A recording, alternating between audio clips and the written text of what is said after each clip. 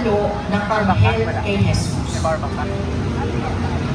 Nagpakita sa kanya ang isang anghel mula sa langit at pinalakas ang loob niya. Dala ng matinding hinagpis, siya'y nanalangin ng lalong naimdig at pumatak sa lupa ang kanyang pawis na parang malalaking patak ng dugo.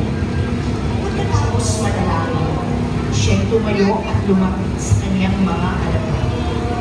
Naramdaman niyang natutulog ang mga ito dahil sa labis na kalungkutan. Bakit kayo natutulog? Tanong niya. Bumangon kayo at manalangin upang hindi kayo madaig ng tukso. Ang imahe ng ang pag-aalo ng anghel kay Jesus ng anghel ay nasa pamamalaga ng pamilya ng yumaong Raquelita Bayani ng Nayon ng Matuhaw. Nuestro Padre Jesus de la Oración en el Huerto, Maawang